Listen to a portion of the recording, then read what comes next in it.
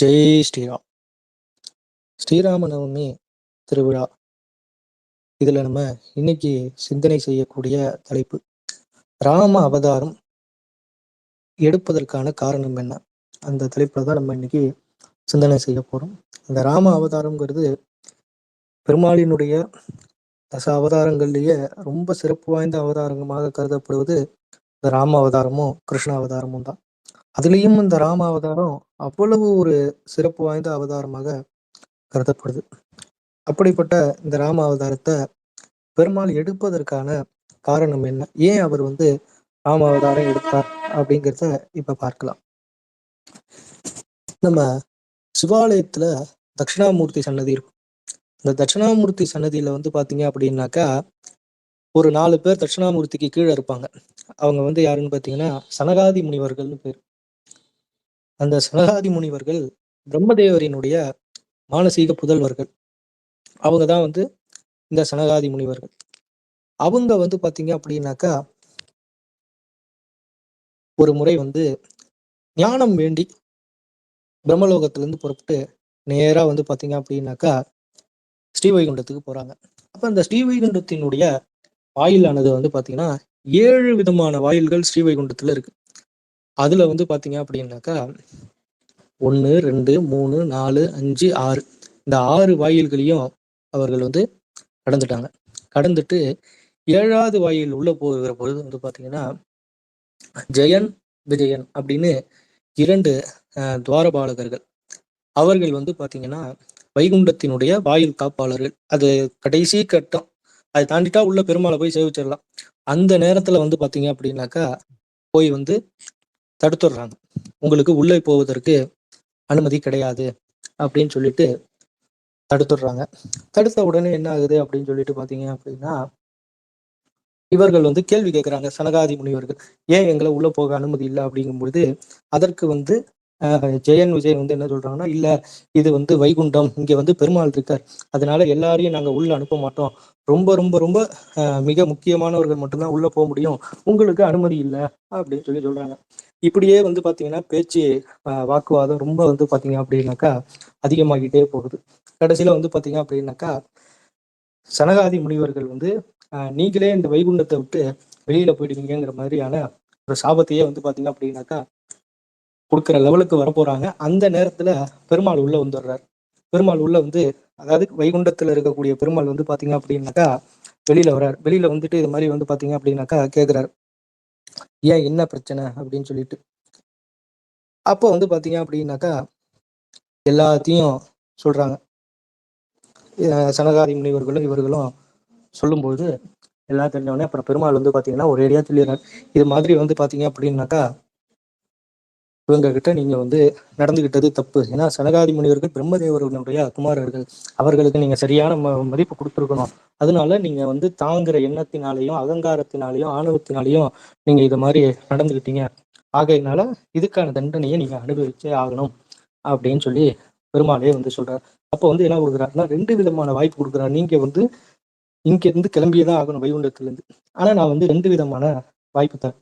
ஒண்ணு பாத்தீங்க அப்படின்னாக்கா, என்னுடைய பக்தனாக பிறங்க, 7 பிறவிகள் என்னுடைய பக்தனாக பிறந்து கைங்கரியம் பண்ணுங்க. கைங்கரியம் பண்ணிட்டு மேல வைகுண்டத்துக்கு வாங்க. இன்னொன்னு, என்னுடைய எதிரியாக பிறங்க. ஆனா 3 பிறவி தான்.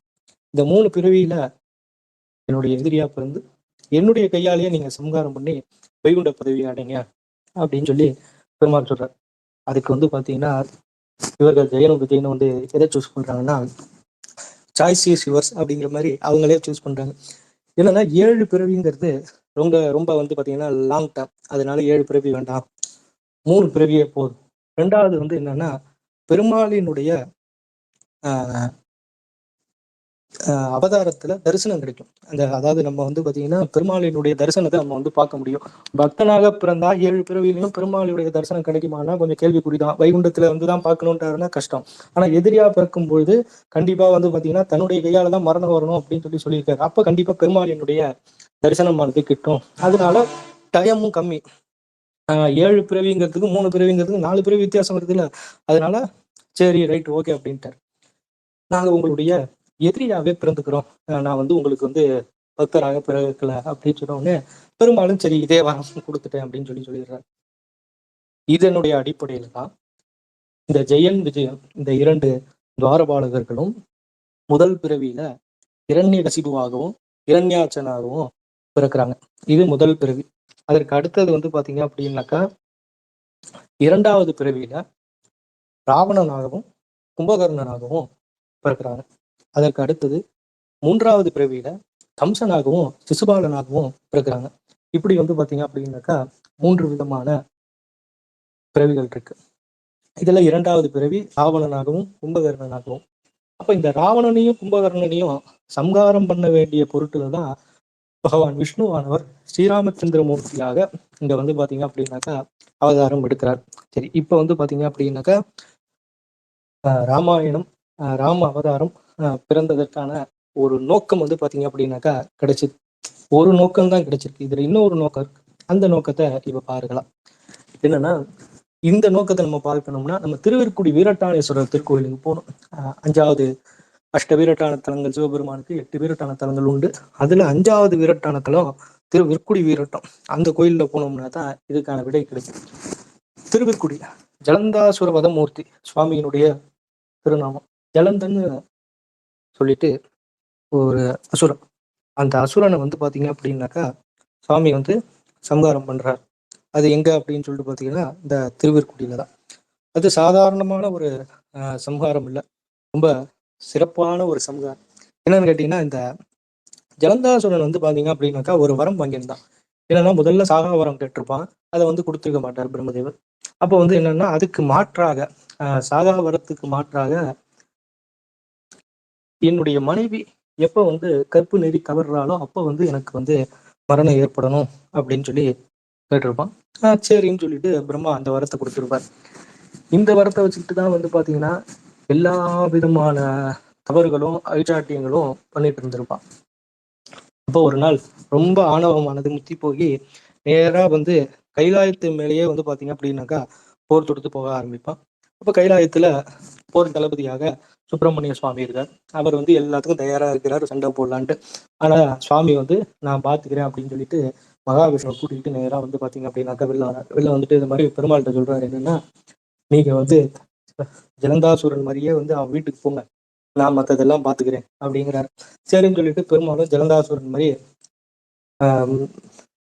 இது பண்ணிட்டு அப்படியே வந்து பாத்தீங்கன்னா ஜலந்தாசுரன் மாதிரியே இவர் வந்து ஒரு மாதிரி அவ வீட்டுக்கு போறாரு. இங்க வந்து அவ வந்து மிகப்பெரிய படையோட கைலாயத்தை நோக்கி வந்துகிட்டு இருக்கான்.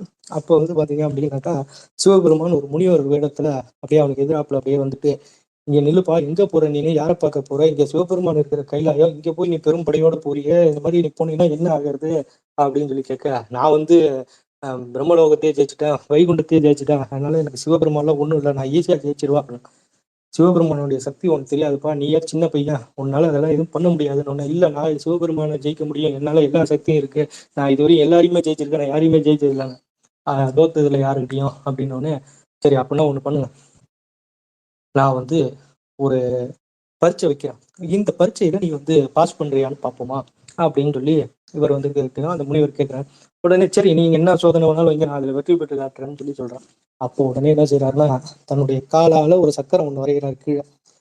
இந்த சக்கரத்தை தூக்கி நிறுத்து பார்ப்போம், மேல வைக்க அப்படின்ன உடனே சரி இவ்வளவுதானே அப்படின்னு சொல்லிட்டு இவன் என்ன பண்றான், அந்த சக்கரம் இருக்கிற இடத்துக்கு தூரத்துக்கு அந்த தரையை ஃபுல்லா பேர்த்து எடுத்து மேல வைக்கிறான். மேல வச்ச உடனே என்ன ஆகுதுன்னா, அது உண்மையான சக்கரமாக மாறி அவனுடைய ஜலந்தாசுரனுடைய கழுத்து வந்து பாத்தீங்கன்னா அடுத்து அவன் வந்து அந்த இடத்துல சம்ஹாரம் ஆயிடுறான்.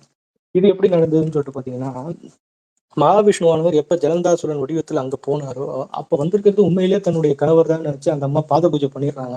பாத பூஜை பண்ணுகிற போது தீர்த்தம் விட்டு பாதத்தை அலம்பிட்டு அதுக்கப்புறம் அவர் மேல சந்தனம் வைக்கலாம்னு சொல்லிட்டு அவர் பாதத்தை தொடும்போது வந்து பாத்தீங்க அப்படின்னாக்கா அப்ப ஸ்பரிசம் பட்ட உடனே தெரிஞ்சிருது, நான் வந்திருக்கிறது தன்னுடைய கணவர் இல்லை அப்படின்ட்டு. நீ யாருன்னு கேட்கறதுக்குள்ள வந்து பாத்தீங்க அப்படின்னாக்கா அங்க வந்து ஜலந்தாசுரனானவன் சம்ஹாரம் ஆயிடுறான். அப்ப இதெல்லாம் தெரிஞ்ச உடனே அந்த அம்மா வந்து பாத்தீங்க அப்படின்னாக்கா மகாவிஷ்ணு வந்து சபிச்சிருவாங்க. என்னன்னா, எப்படி நான் வந்து என்னுடைய கணவரை பிரிஞ்சு வாழ்றனோ அதே மாதிரி நீ வந்து உன்னுடைய மனைவியை பிரிஞ்சு வாழ்வ. என்னுடைய கணவர் வந்து நல்லவரா கெட்டவரா அதெல்லாம் விஷயம் இல்ல. ஆனா இன்னைக்கு என் கணவர் என்கிட்ட இல்ல.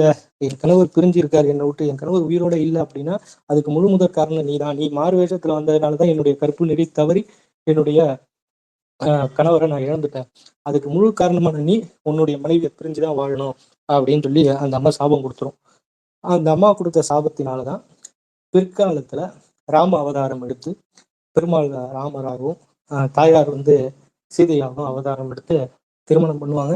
திருமணம் ஆகி கொஞ்ச காலம் வாழ்வாங்க. அப்புறம் பிரிஞ்சிருவாங்க. அப்புறம் ராமாயணம், ராவண சம்ஹாரம் இதெல்லாம் நடந்து திருப்பி கொஞ்ச நாள் தான் வாழ்வாங்க. அதுக்கப்புறம் ராமர் வந்து திரும்பி அந்த அம்மாவை காட்டுக்கு அனுப்பிச்சிருவார். அதுக்கப்புறம் அவங்க வாழ்க்கையில ஒண்ணும் பெருசா சேர்ந்திருக்க மாட்டாங்க. அதனால வந்து பாத்தீங்கன்னா, இப்ப அவர் வந்து ஏன் ராம அவதாரத்துல சீதா தேவியோட இல்ல அப்படிங்கிறதுக்கான காரணம் வந்து இதுதான். ஆஹ் அந்த அம்மாவினுடைய சாபத்தினால தான் இவர் வந்து இந்த மாதிரி ராம அவதாரம் எடுக்க வேண்டிய ஒரு சூழ்நிலை ஆயிப்போச்சு. சரி, இந்த 2 காரணங்கள் தான் பெருமாள் வந்து ராம அவதாரம் எடுக்க வேண்டிய காரணம். ஒண்ணு வந்து ஜெயன் விஜயன், அதுதான் பிரதானமான காரணம். இவர் ராம அவதாரம் எடுக்கிறதுக்கு ஏதாவது ஒரு வாய்ப்பு தேவை இல்லையா? அதுக்காக வந்து பாத்தீங்கன்னா இந்த ஜலந்தாசுரனுடைய சம்ஹாரம் அவன் மனைவி கொடுத்த சாபம். அதனால இவர் வந்து இப்படி வந்து எடுத்தார். இன்னைக்கு வந்து பாத்தீங்கன்னா ராமாயணம் தோன்றுவதற்கான காரணம் ராமச்சந்திரமூர்த்தி ஆஹ் இந்த பெருமாள் வந்து ஏன் ராமராக அவதாரம் எடுத்தார் அப்படிங்கிறதுக்கான காரணத்தை இன்னைக்கு சிந்தனை பண்ணோம். இனி வருங்காலங்கள்ல அடுத்தடுத்த தலைப்புகள்ல சிந்தனை பண்ணலாம் அப்படின்னு சொல்லிட்டு வாய்ப்பளித்த அடியார்களுக்கு இறைவனுக்கு நன்றி கூறி அடியனுடைய உரையை நிறைவு செய்து கொள்கிறேன். சிவாய நம. திருச்சிற்றம்பலம். ஜெய் ஸ்ரீராம்.